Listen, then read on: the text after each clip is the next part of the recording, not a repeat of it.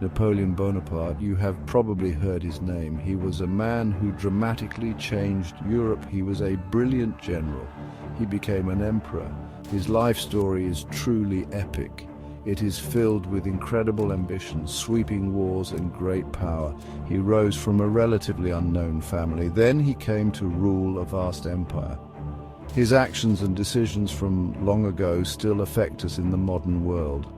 We study him to understand power, revolution, and how a single individual can leave such a massive mark on history. He was born Napoleon de Bonaparte.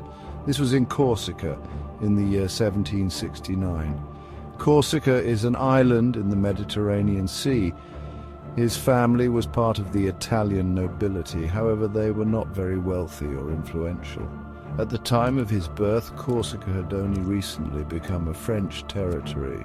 Because of this, young Napoleon often felt like an outsider when he was in mainland France.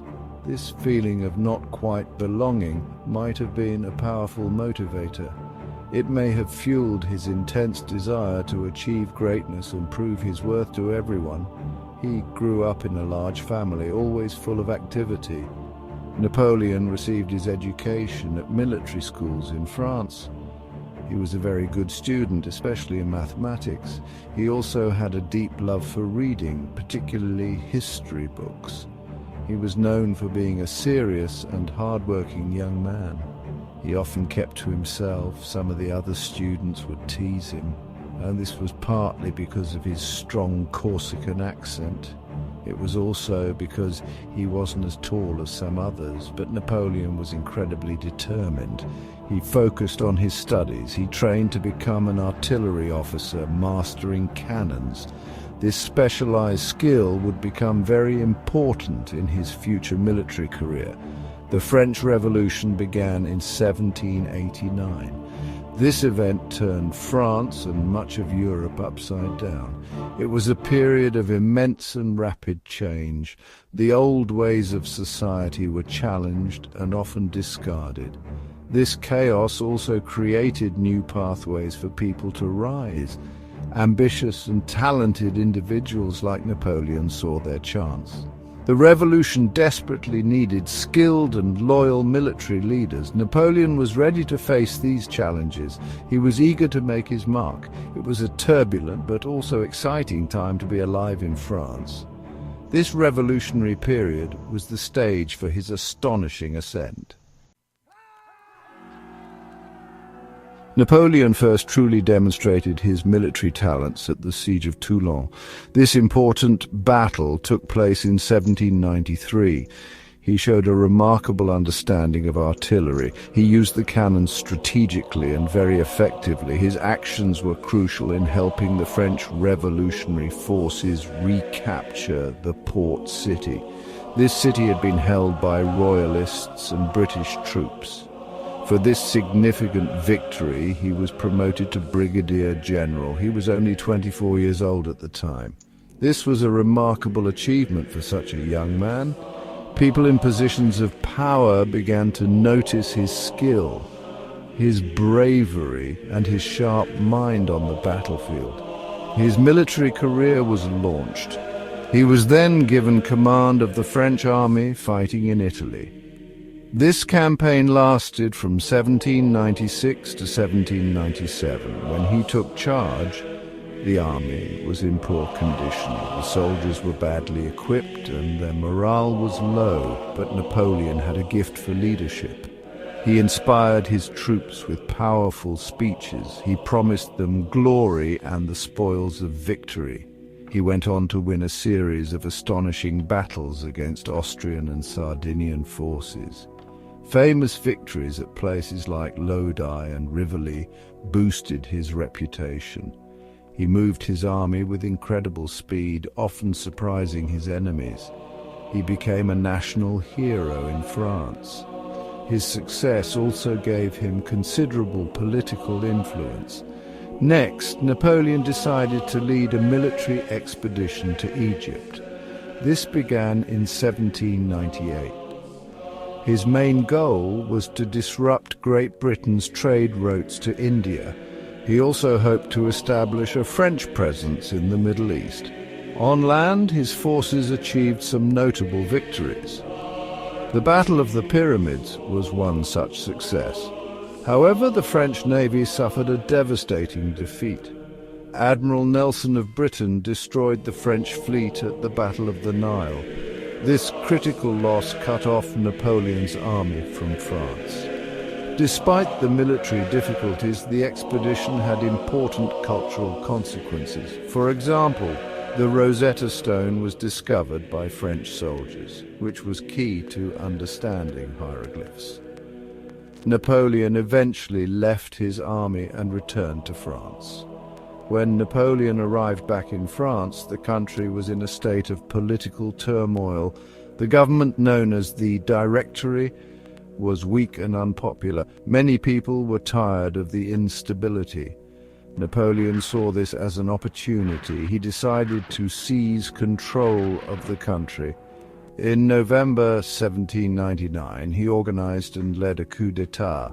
This is a French term for a swift overthrow of the government. This event is known as the Coup of 18 Brumaire. He successfully replaced the Directory with a new government called the Consulate.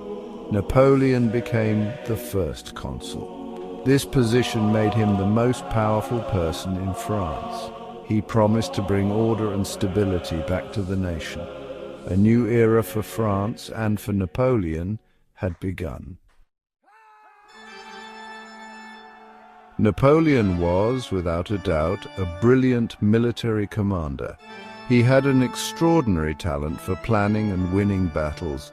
He often used innovative tactics. He emphasized speed and decisive action. He would concentrate his forces at a critical point in the enemy's lines to achieve a breakthrough. His methods, often called Napoleonic tactics, involved using infantry, cavalry, and artillery together in flexible ways. He won many famous battles. Austerlitz in 1805 is often considered his greatest victory, a true masterpiece of strategy. His soldiers were incredibly loyal. They admired his courage and leadership. He fundamentally changed the way wars were fought in Europe. In the year 1804, Napoleon took a monumental step. He crowned himself Emperor of the French.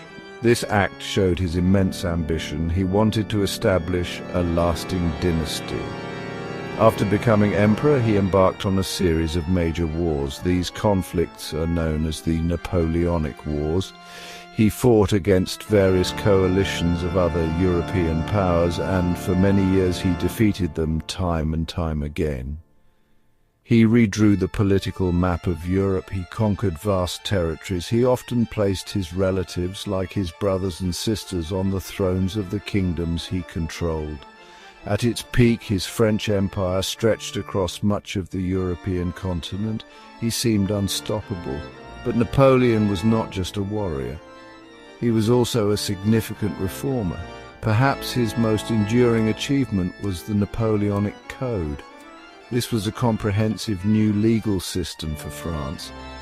It was introduced in 1804. The Code emphasized principles like equality before the law for all male citizens. It also protected property rights and allowed for religious toleration. Its ideas were very influential. Legal systems in many other countries around the world adopted parts of it. Beyond the code, Napoleon also made important reforms to France's education system, its finances, and its public administration. These changes helped to modernize the French state and consolidate his power. However, Napoleon's vast ambition also led him to make critical mistakes. He tried to defeat Great Britain through economic warfare. He established the Continental System. This was a large-scale embargo designed to stop all European countries from trading with Britain. It was largely unsuccessful. It caused significant economic hardship across Europe and bred resentment. Furthermore, he became entangled in a long and brutal conflict in Spain and Portugal. This is known as the Peninsular War, which started in 1807. Spanish and Portuguese fighters, using guerrilla tactics and aided by the British, drained French resources and manpower. This Spanish ulcer, as he called it, weakened his empire considerably. The invasion of Russia in 1812 proved to be a catastrophic mistake for Napoleon. He led a massive army called the Grande Armée into Russia. It was one of the largest armies ever assembled at that time. The Russian forces adopted a scorched earth policy. They retreated deeper into their vast country, burning crops and supplies as they went. The French managed to capture Moscow. However, they found the city largely deserted and set on fire. Then the brutal Russian winter began. The extreme cold, starvation, and constant attacks by Russian forces decimated Napoleon's army during its long retreat. Hundreds of thousands of soldiers died. This disaster shattered the myth of Napoleon's invincibility. It was the beginning of his downfall. After the devastating losses in Russia, the other major European powers saw their chance. They formed a new coalition against him. They defeated Napoleon at the crucial Battle of Leipzig in 1813. This battle is also known as the Battle of Nations because so many countries were involved. Allied armies then invaded France itself. Paris, the capital, fell in 1814. Napoleon was forced to abdicate his throne. He had to give up his power as emperor. The victorious Allies exiled him to the small island of Elba, located in the Mediterranean Sea. But Napoleon's incredible story was not quite over. He was not one to accept defeat easily. In a stunning move, Napoleon escaped from Elba in March 1815. He secretly sailed back to France. He landed and began to march towards Paris. Soldiers sent to arrest him often joined his side instead. This period is famously known as the 100 Days. He briefly regained his position as Emperor of the French. He rallied support and quickly rebuilt an army. His return sent shockwaves across Europe. The European leaders who were meeting at the Congress of Vienna to reshape the continent were alarmed.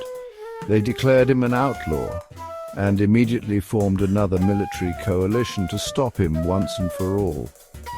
The final, decisive confrontation came at the Battle of Waterloo. This historic battle took place in present-day Belgium in June 1815. Napoleon's French army faced a combined force of British, Dutch, Belgian, and German troops. These were led by the Duke of Wellington. They were later joined by the Prussian army under Gebhard von Blücher. After a long and bloody day of fighting, Napoleon was defeated. This time the Allies made absolutely sure he could not return to power. He was exiled again. This time he was sent to the extremely remote island of St. Helena. It is located far away in the South Atlantic Ocean.